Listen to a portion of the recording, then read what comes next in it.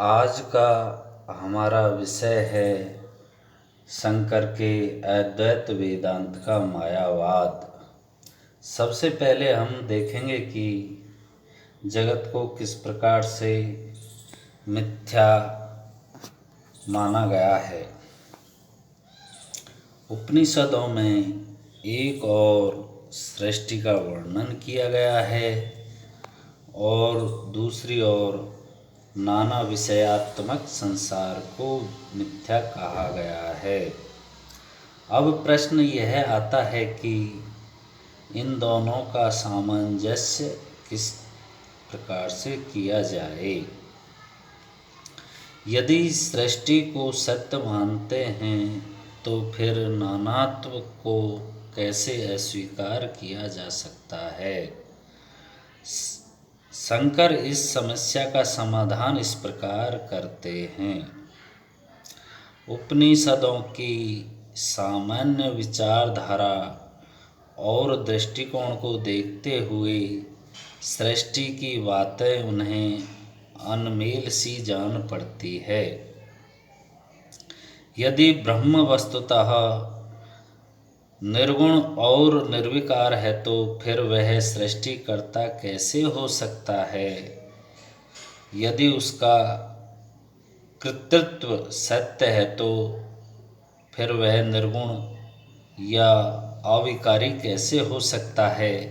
ये दोनों बातें एक साथ नहीं हो सकती।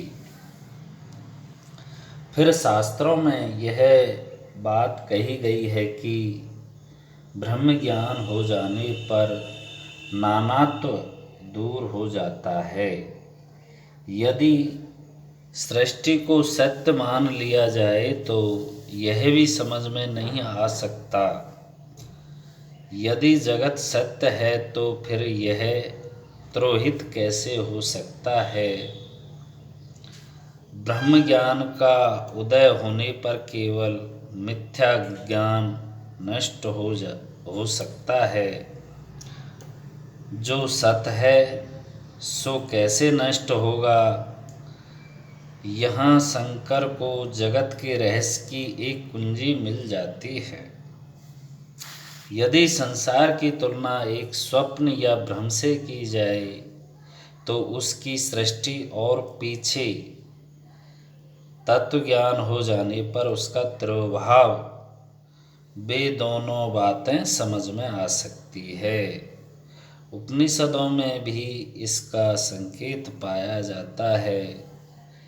ऋग्वेद में भी कहा गया है कि एक ही इंद्रिय माया ने प्रभाव से नाना रूपों में प्रकट होते हैं। बृहदारण्यक में भी यही बात कही गई है। श्वेतर में भी स्पष्ट कहा गया है कि ब्रह्म की माया ही प्रकृति है। अब हम माया और ईश्वर के बारे में थोड़ा समझेंगे। माया ईश्वर की शक्ति है। जिस प्रकार से अग्नि की दाहकता अग्नि से अभिन्न है उसी तरह माया भी ईश्वर से अभिन्न है। इसी माया के द्वारा मायावी ईश्वर विचित्रतापूर्ण सृष्टि की अद्भुत लीला दिखाते हैं।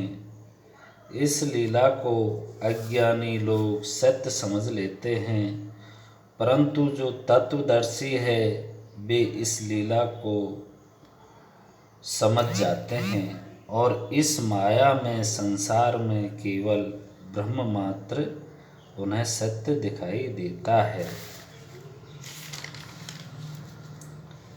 शंकर के अनुसार ब्रह्म के जगत रूप में दिखाई देने के तथ्य को माया कहते हैं। पूर्ण पुरुष ईश्वर की आत्मा अभिव्यक्ति की शक्ति को माया कहते हैं। माया जगत के नाम रूपात्मक प्रपंच की सृष्टा शक्ति है। वह सोपाधि ब्रह्म है। माया अविद्या तथा अनादि है। माया सहित ब्रह्म ही ईश्वर है। उसी से यह नाना नाम रूपात्मक जगत बना है। शंकर का माया सिद्धांत आगे कहता है कि नाम रूप न तो सत है और न असत, वे संसार के बीच रूप है। उनसे ही मानो ईश्वर की प्रकृति बनी है। माया के कारण निष्क्रिय ईश्वर भी सक्रिय हो जाता है। माया महामाया कहलाती है, तो ईश्वर को महामायन कहा जाता है। माया के कारण ही एक ईश्वर कई रूपों में दिखाई देता है। माया सार्वभौमिक अज्ञान के समान है, जिसमें अज्ञानी जीव रहते हैं। सृष्टि से पूर्व की यही अवस्था है। ईश्वर इस जगत की सृष्टि करता है। शंकर ने माया के निम्न गुण बतलाए हैं। नंबर 1, माया अनादि है। ईश्वर के समान ही माया भी सदा से ही है। माया ईश्वर की शक्ति है, उसे ईश्वर से अलग नहीं कर सकते। नंबर 3, माया ब्रह्म के स्वभाव के विरुद्ध है, अर्थात वह सांख्य की प्रकृति के समान जड़ और अचेतन है। नंबर 4, माया भावरूप है, किंतु वह यथार्थ नहीं है। 5वां, माया विज्ञान निरस्ता है, अर्थात ज्ञान होने पर वह दूर हो जाती है। जैसे रस्सी का ज्ञान होने पर सर्प नहीं रहता है।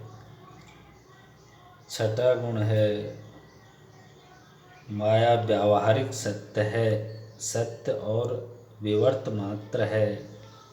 7वां गुण है माया अनिर्वचनीय है, वह सत्य है क्योंकि ईश्वर के समान अनादि है और जगत की सृष्टि करती है।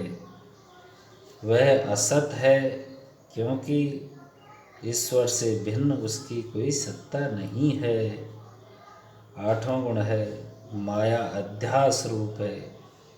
जिस प्रकार रस्सी में सर्प का मिथ्या अध्यारोप होता है, उसी प्रकार मायावश जीव एक निर्गुण को नाम रूपात्मक जगत के रूप में देखते हैं। 9वां गुण है माया ब्रह्म को प्रभावित नहीं करती। 10वां गुण है माया अविद्या है। धन्यवाद।